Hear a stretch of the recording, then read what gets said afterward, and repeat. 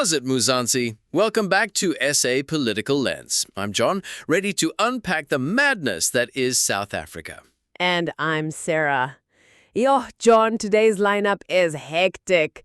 Bricks flying at MPs in Philippi, Phenduka off air, dodgy bail hearings in Alexandra, money whispers caught on tape, a missing pilot in Durban, Carl Niehaus stirring the pot again, school violence in Rudaport, taxi wars in Soweto, crime speeches, and a tragic student death in Durban.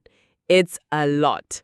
Let's go. First up, an 18-year-old has been arrested after an attack on 3 DA members of Parliament. Ian Cameron, Lisa Marie Schikkeling and Nicholas Gotzel were leaving the SAPS training college in Philippi when men armed with bricks surrounded their car and started pelting it. Luckily, nobody was seriously hurt. Look, John, no one deserves to get attacked, but maybe now these leaders will actually feel what ordinary South Africans go through every single day. We live with crime 24/7. It only becomes a national crisis when it touches them. And let's be honest, some of our leaders are criminals themselves. So that on Saturday, I haven't been doing the football. Yo, Sarah, you said it. Speaking of suspensions, Kaya 959 has suspended presenter Phenduka with immediate effect pending an internal investigation. They're keeping the reasons hush-hush for now, promising updates later. Yo, John, Gaia 959 without soul is like pop without chakalaka. Whatever he did, it must be serious. Let's see if it's office politics, on-air drama, or something else. Mzansi loves a scandal, ne? Speaking of scandals, Katiso Molefe's bail has been denied in the Alexandra Magistrates Court. The magistrate, Renia Boshoff, said KT didn't show exceptional circumstances. But here's the kicker.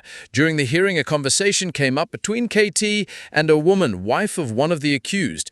They were discussing the R-Man SWAT case, and it sounded like they already knew bail would be granted there. Eesh, John. That's why the judge in the DJ Somebody case said, nope, KT stays behind bars.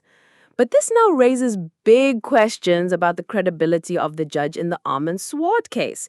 If bail was predictable like that, then maybe the case is compromised. Another scandal, IDT CEO Tebogo Malaka says she didn't know about 60,000 rand. But a new footage when investigative journalist Peter Louis Myburg asked, "What did you bring today?" You can literally hear her say, 60. Yo, John, this is embarrassing. She's denying the obvious while the receipts keep piling up. The more she denies, the more evidence comes out. At this point, she's just making a fool of herself. From scandals to tragedy, it's been 6 days since veteran pilot Andrew Blackwood-Murray went missing after his aircraft spiraled into the sea off Durban's North Beach. Rescue teams, SAPS divers, private contractors, they've all been searching using sonar, but still no sign of him. Tributes are pouring in. Friends say he was a world-class pilot and a true gentleman. His wife, Kyla, said, "He was my world. I don't know how I'm going to live without my wingman." You're heartbreaking. eThekwini municipality has even closed Battery Beach for safety reasons. Carl Niehaus, yes, he's back. And he went on a podcast claiming that Brown Magotsi and Kat Matlala were involved in Ramaphosa's 2017 campaign, setting up trusts and foundations to bribe ANC delegates. With Carl, John, you never know if it's truth or fiction. But if even half of that is true, then it explains a lot about how CR17 got over the line. Money talks, eh? More chaos in schools. Gauteng Education has suspended 19 pupils from Westridge High and Hoërskool Rudaport. The Rudaport principal was stabbed and 3 pupils ended up in hospital. Yo, John, schools have become battlegrounds. Imagine going to class worried about knives instead of maths tests. This is a crisis. Taxi Santako has pledged to cover funeral costs for Siyanda Matokozisi Mvelese, a 27-year-old e-hailing driver killed outside Mukponya Mall in Soweto. He was shot and burned in his car, and Santako now says they'll transport his body to KwaZulu-Natal for burial. Look, John, that's the least they could do. Deep down, the association probably feels guilty. This turf war between taxis and e-hailing services is out of control. Mvelese had just started the job. Now his family is left broken. SAPS General Nhlanhla Mkhwanazi says crime in South Africa is linked to broken families and absent fathers.